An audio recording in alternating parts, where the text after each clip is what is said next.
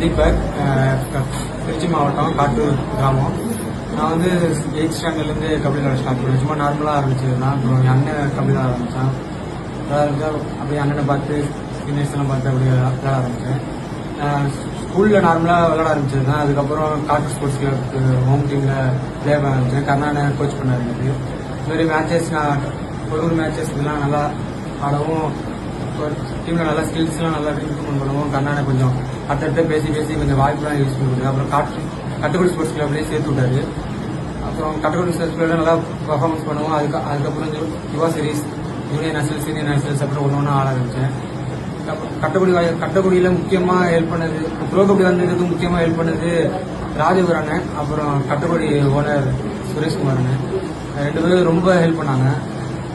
ட்ரையல்ஸும் சரி, Bangalore but styles எடுக்குது, போடா தம்பி கன்ஃபார்ம் பண்ணி எடுப்பாங்க, நல்லா பர்ஃபார்மன்ஸ் பண்ணு, கன்ஃபார்ம் எடுப்பாங்க போ அப்படின்னு சொல்லிட்டு, நான் போகலன்னா கூட எனக்கு ஃபோன் அடித்து பேசி போன்னு சொல்லி அனுப்பி விட்டு இந்த அளவுக்கு வர வச்சுருக்காங்க. இது மாதிரி வாய்ப்பு எடுத்ததுக்கு ரொம்ப நன்றி. அப்புறம் ப்ரோ கபடியில் ஸ்டார்டிங்கில் கொஞ்சம் கஷ்டமாக தான் இருந்துச்சு. அப்புறம் போக நல்லா பழகிடுச்சு. எல்லாம் சீனியர்ஸு, கபடியும் கொஞ்சம் புதுசாக இருந்துச்சு. எல்லாம் பெரிய பிளேயர்ஸாக இருந்தாங்க, புதுசாக இருந்துச்சு. அதுக்கப்புறம் அப்படியே அவங்க கூட அப்படியே கொஞ்சம் கொஞ்சமாக அப்படியே இது அப்புறமேட்டி நான் என்னோட ஹார்ட் ஒர்க் பண்ணி அப்படி நானும் ஸ்கில்ஸு அப்புறம் அப்பப்போ சீனியர்ஸ் டீம் பேசி அப்படியே இந்த அளவுக்கு விளாண்டுருக்கேன்.